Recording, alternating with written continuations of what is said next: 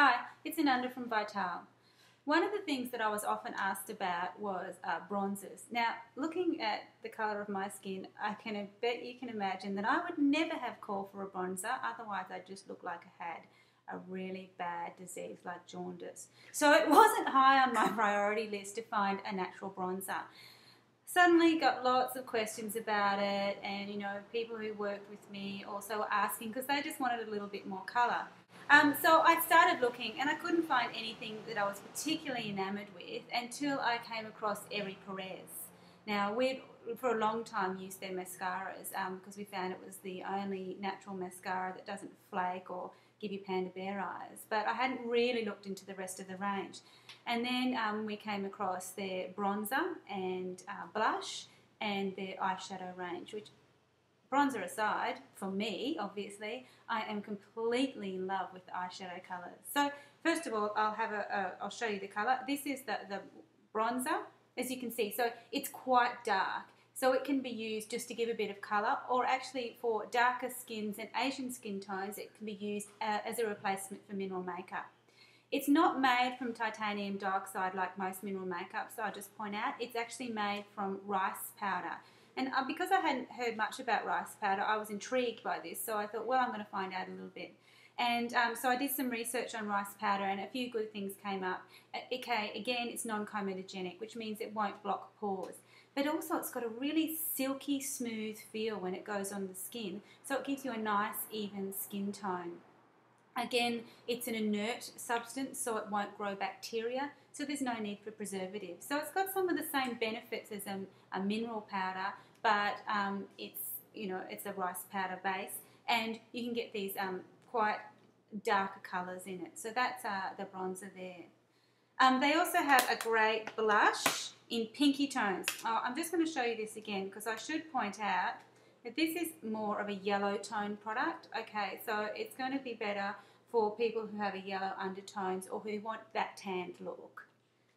Their blush, okay, and so this has got some brownie, it's a pink brown, and then just a pink shade, and so you can blend it together, or you can use one side or just the other side. So you could use this more as a blush than a bronzer. Well, it's pink, so it's not technically a bronzer, but if you had pinky skin tones and you wanted to give yourself a bit more colour, you could do, with bronzers, you traditionally kind of do a little bit here, end of the nose often, chin, and sometimes across the forehead. So you don't cover your face entirely with the colour, you're highlighting. Okay, and you could do the same with that if you had more pinky skin tones, but wanted a darker shade over your mineral makeup, or indeed instead of your mineral makeup if you didn't want to go for a lot of colour. Okay, so loving those two products, and although I don't use the bronzer myself, I'm getting so much great feedback, particularly Rochelle, who works with us. She loves it, and particularly when she just wants a bit of extra colour, because she uses the Mineral Claire makeup, and then when she feels like she wants to have a look like she's got a bit more colour or a bit more of a tan, she just puts some of the Eri Perez bronzer over the top. The things that I really love are their new eyeshadows. Now today, I'm just going to bring these colours in front, and I'm going to show you each one. One of my absolute favourites, I'll open it, is called I Love Vintage. These are duos. So this is a plum with a soft pink shade, right up my alley. I just adore this colour shade. They've also got one called Smoky Eyes, which is a grey and blue. They've got some base shades, such as this one called From Beginning to End, and so you use that as a base coat and then a highlighter. So some really great duos there, and again, all made from rice powder. And I'll just show you one last one. There's 9 shades in all, so there's some traditional colours, like I think the colour scheme that I went for, like the plum and pink, is quite a traditional colour shade. But how about this one? This is Green and Grin. I actually thought the colours of Australia, but a bright green, blue-green with an olive green shade. Gorgeous if you love those colours.